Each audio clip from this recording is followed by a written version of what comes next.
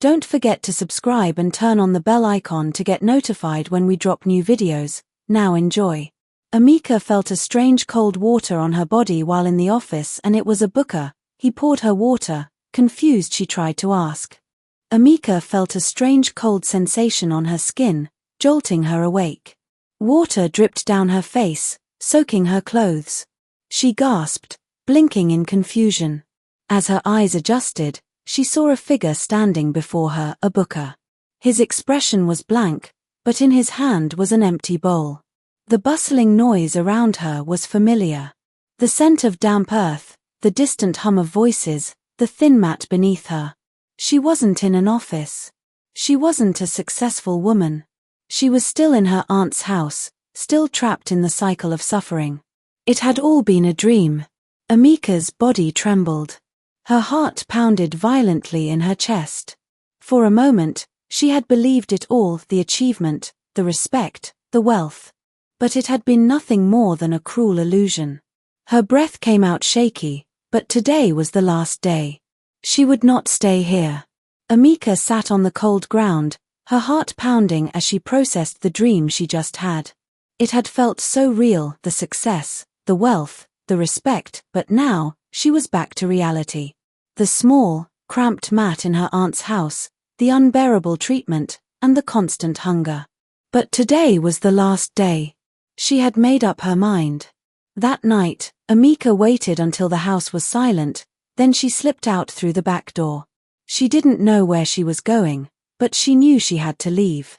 The streets were dark, and the air was chilly, but she didn't care. She walked for hours until she reached the compound of a nearby school. Hiding behind the classroom block, she watched as the students went in and out. Their uniforms were neat, their books were plenty, and their faces carried hope. Determined, she started sneaking into the school, sitting at the back of classrooms and listening to lessons. She had no books, no uniform, and no seat, but she soaked in every word like a sponge. She learned science, mathematics, and business studies, taking mental notes of everything she could. Sometimes, she would steal scraps of paper to write on, practicing calculations and sentence structures when she was alone. It wasn't easy. She was always afraid of being caught and sent away, but she didn't stop. Outside the school, she lived from hand to mouth. She washed clothes for people, scrubbed floors, and ran errands just to earn a little money for food. Many nights, she slept hungry. Many days, she worked under the hot sun until her fingers were sore. But she never gave up. Years passed. Though she didn't have a certificate to show for her knowledge, she had learned a lot. She had grown smarter, sharper, and more confident. One day, after saving every little money she could, she finally bought her first laptop.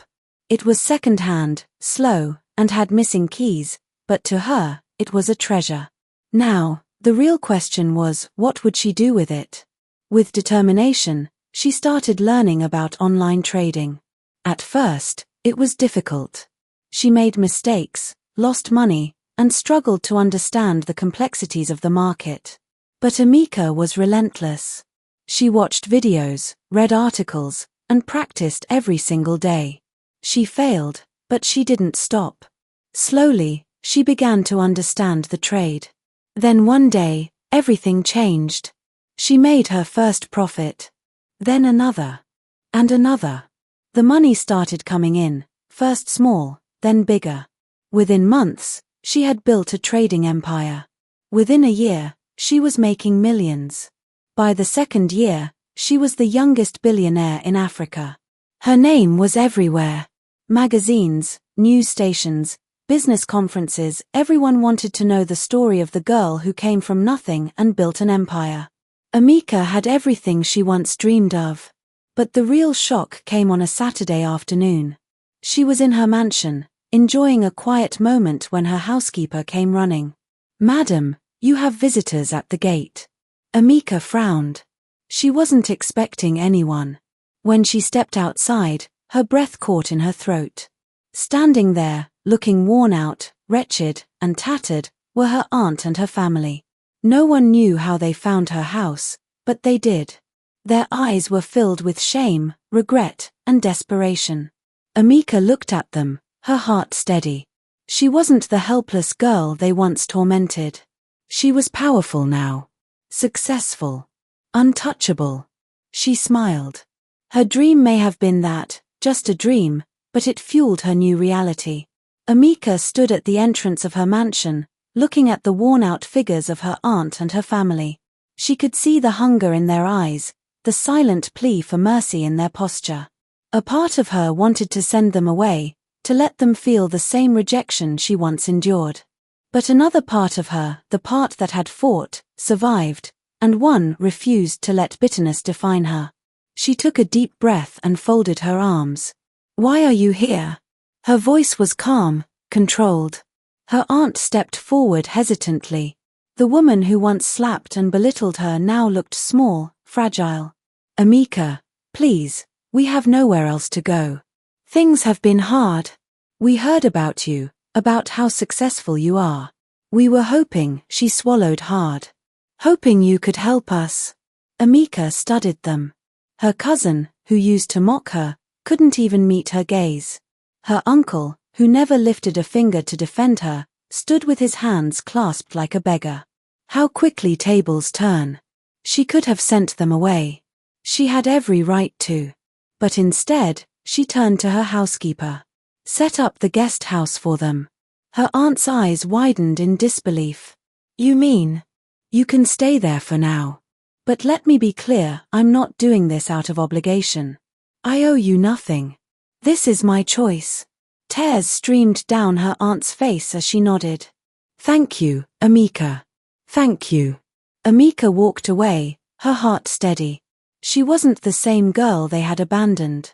She was a woman who had conquered life on her own terms. She had nothing to prove to them anymore.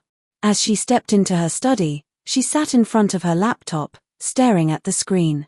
A new business deal awaited her attention. Her success wasn't about revenge, it was about proving to herself that she was always meant for greatness. And she had done just that. She clicked on the contract before her and smiled. The future was hers to shape.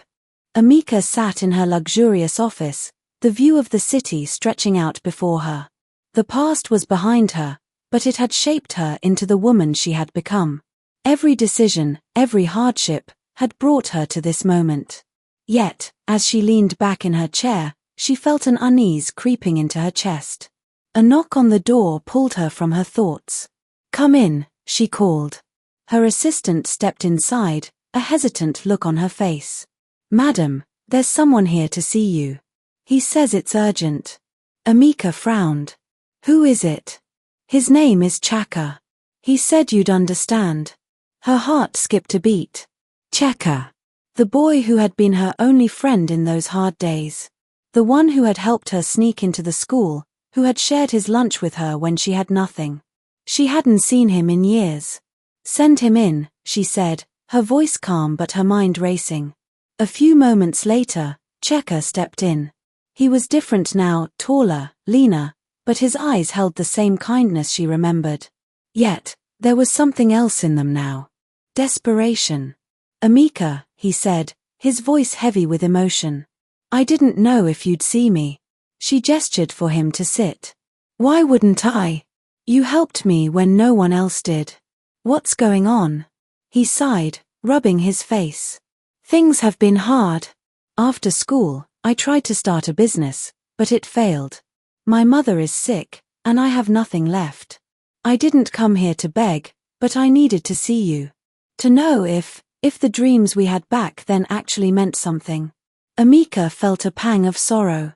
She had come so far, but some of those who mattered most had been left behind. "You never have to beg me, Cheka," she said softly. "You were there when I had nothing. Now, let me be there for you." Tears welled in his eyes, but he quickly blinked them away. "I don't want handouts. Just an opportunity." She smiled. "Then consider yourself hired. I need people I can trust." Relief flooded his face, and for the first time in a long time, he smiled genuinely. Amika leaned back, satisfaction settling in her chest. She had built an empire, But it meant nothing if she couldn't lift others along the way. The journey wasn't just about wealth, it was about rewriting destiny for those who never had a chance. And she wasn't done yet. After helping Chaka and giving him a position in her company, Amika had to travel out of the country to finalize an important deal. It was a crucial investment that would further expand her business empire. She left Chaka under the supervision of her trusted manager, Mr. Adebayo, ensuring he learned the ropes while she was away. At first, everything seemed fine. Chaka worked diligently, eager to prove himself. He was sharp, hardworking, and dedicated, qualities that quickly earned him respect among the staff. However, it wasn't long before trouble started brewing. Amika's aunt and her family soon learned about Chaka's new position, and they were furious. To them, Amika had committed an unforgivable offense. In their eyes, she should have given the opportunity to their son, Tebena, instead of bringing in an outsider like Chaka. They had always believed that Amika owed them for taking her in, and now they felt betrayed. Tebena himself was livid. He had always envied Amika's success, but he never expected her to place a mere childhood friend above family. His mother, Amika's aunt, wasted no time in confronting Chaka at the company. "You think you can just walk in and take what belongs to our family?" she spat at him one morning, marching into the office unannounced. "Amika owes us everything. You are nothing but a commoner she picked from the streets." Chaka, though taken aback, remained composed. "Ma, with all due respect, Amika's success is hers alone. She built this company from the ground up. No one handed it to her." His words only fueled their anger. Tebena, who had followed his mother, stepped forward. "If anyone deserves to be here, it's me. I am her blood, not you. What makes you so special?" Chika sighed.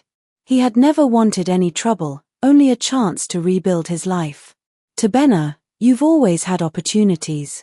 I was never given any. Amika chose to help me because she knows my struggles. Instead of fighting me, why not prove you deserve a position here by working for it?" But Tebena wasn't interested in working his way up. He wanted power handed to him. Furious, he stormed out, swearing that Chaka would regret ever stepping foot in Amika's company. Meanwhile, across the ocean, Amika sensed that trouble was brewing back home. The deal she had traveled for was important, but she knew she had to return soon, before things spiraled out of control. Amika had barely settled in her new environment before the weight of responsibility pulled her back to reality. She didn't want to go for this travel, but the international business deal she had been working on for months required her full attention there, and she had no choice but to leave the country for an extended period. But with what is going on, she just must come back quick. Before she left, she ensured everything was in order. She called Chaka and her manager, Mr. Tunde, into her office. "Chaka, I trust you," she said firmly. "I brought you into this company because I saw something in you. Now, I need you to work closely with Mr. Tunde and ensure everything runs smoothly while I'm away." Chaka's eyes widened. "Me? You want me to handle things?" "Not alone," Amika assured him. "Mr. Tunde will oversee everything, but I want you to assist him. Learn as much as you can. This is an opportunity." Regardless of all this, back at home, trouble was brewing. Her aunt's family had been keeping tabs on her success, and when they learned that Chaka had been given a role in her company, their fury knew no bounds. So, she could give an outsider a position in her business, but she couldn't help our son, her uncle fumed. Her aunt hissed. "After everything we did for her, that ungrateful girl thinks she's better than us. We must do something about this." Their son, Nonso, had always been their pride. In their minds, if anyone deserved Amika's wealth, it was him, not some stranger she picked from the streets. Driven by greed and resentment, they schemed on how to confront Chaka and demand answers. As the days passed, their anger only grew, and they waited for the perfect opportunity to strike. This are people Amika helped despite their wickedness to her in the past. Amika took the next available flight back to Nigeria. Amika's mother arrived unannounced, stepping into her daughter's grand mansion with a mix of excitement and anticipation. It had been years since she had last seen Amika, and she was eager to witness how far her daughter had come. However, nothing could have prepared her for what she saw next.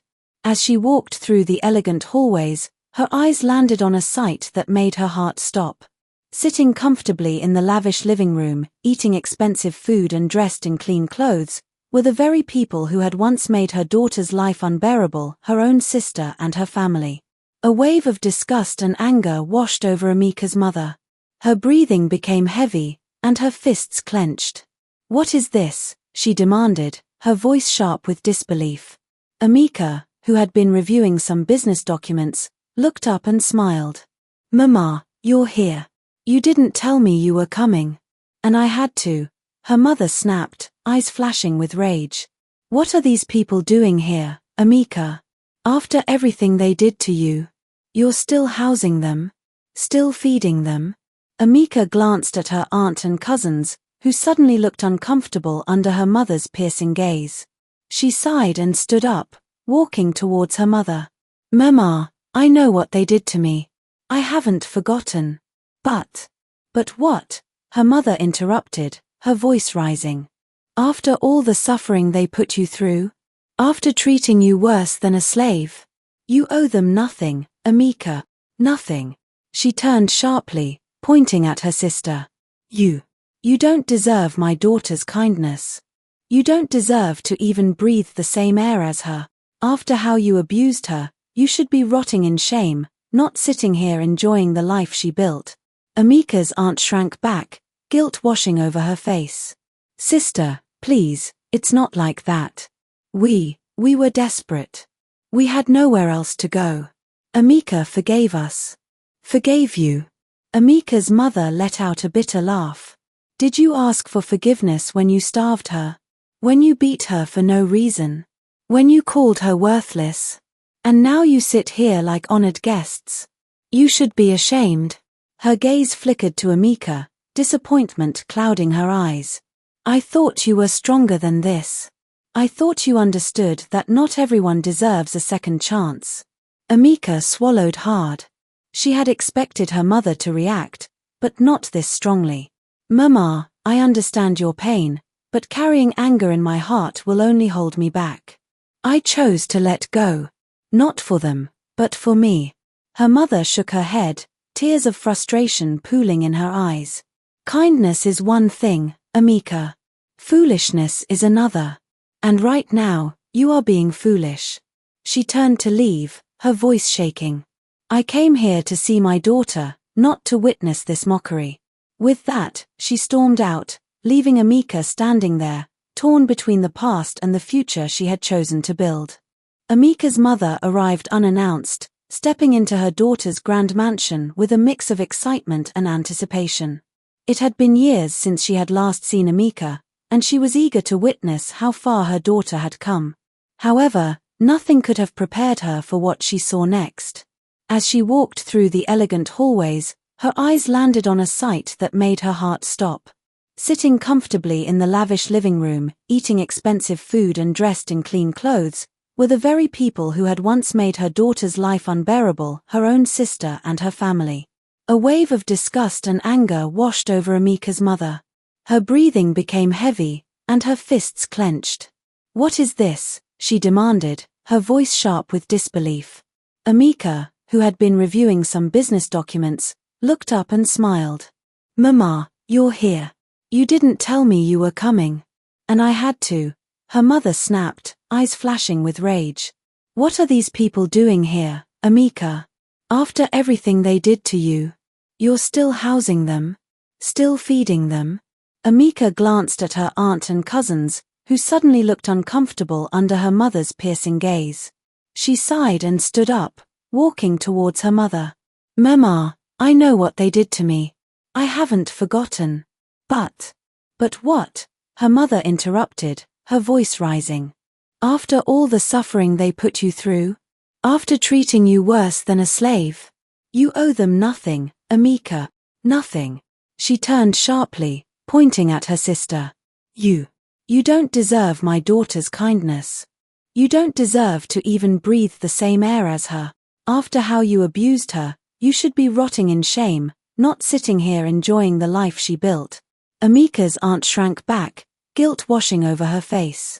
"Sister, please, it's not like that. We were desperate.